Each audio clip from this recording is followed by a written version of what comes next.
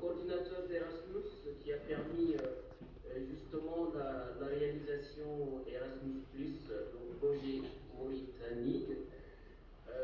Donc pour Monique, qui a permis la réalisation en fait de ces activités-là. Alors pour ma part, c'était une mission très riche qui a permis en fait donc de dérouler en fait le rapport que j'ai fait. Nous avons été accueillis par l'université donc Abdoumoumine. On a été logés dans nos locaux, ce qui montre une maturité en termes d'accueil des chercheurs, de la mobilité des chercheurs. Donc il y a une activité institutionnelle et scientifique qui a commencé dès le 16, parce que nous sommes partis du 14 au 20 décembre. Et heureusement, nous avons bénéficié en fait d'expertise à travers l'organisation du journée porte ouverte. Donc une première expérience réussie qui permettait en fait de voir toute la gamme de formations à disposition au niveau de l'université Abdou. Tous les départements étaient présents et nous avons eu aussi l'honneur d'être avec son excellence Amadou Seydou, qui est le ministre de l'enseignement supérieur, qui a inauguré d'ailleurs les journées portes ouvertes. À travers ces journées, nous avons pu discuter avec tous les départements, les représentants des départements. Nous n'avons pas été comme chef de département d'archéologie dans l'histoire et d'archéologie de l'université de Nouakchott, comme archéologue, mais comme plutôt un porte-drapeau de l'université de Nouakchott afin de pouvoir consulter tous les collègues, que ce soit géographes, linguistes ou scientifiques dans de haut niveau. Et là, nous avons donc aussi été en contact avec l'école doctorale. Donc ça, c'est la journée porte ouverte. Nous avons bénéficié de cette expertise pour pouvoir la mettre après en application, pourquoi pas, à l'université de Nouakchott, donc dans notre chère université.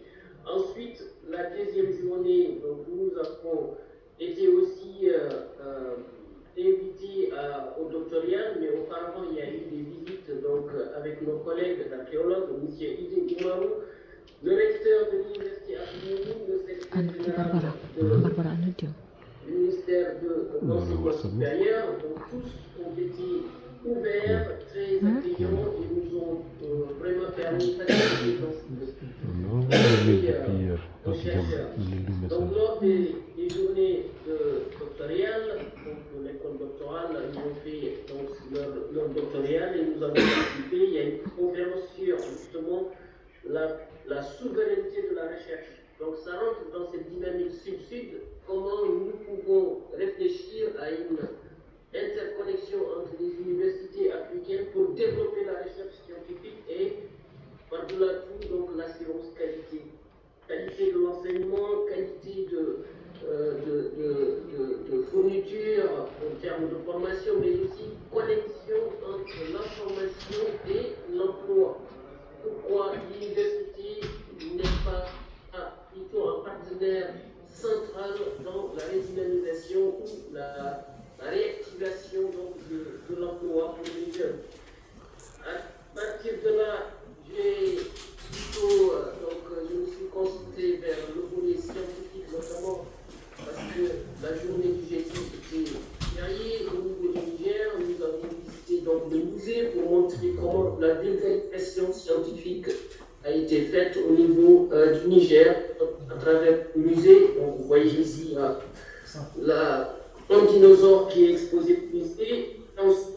Dans l'IRCH, l'Institut de recherche sciences humaines donc de Niamey, il y a les archives de Jean Rouche qui est un ethnographe qui a documenté qui a fait des documentations ethnographiques plutôt au Niger, mais aussi en Ouest. Donc ces archives sont accessibles au niveau de Niamey, à l'IRCH. Et par la même occasion, j'ai visité les collections donc, du professeur Boubé Gato, donc archéologie pour ce cadre-là, comment le laboratoire de recherche en archéologie s'organise et articule en fait la conservation, la recherche scientifique et la formation. Donc j'ai eu cette chance-là de participer à cela et pour tout le tout, Monsieur professeur Idéoumarou et Ablaï Maga, qui sont les deux qui nous ont accueillis dans le département de la philologie, ont offert au département d'histoire des livres collections donc, sur la préhistoire du Niger, mais aussi de la région.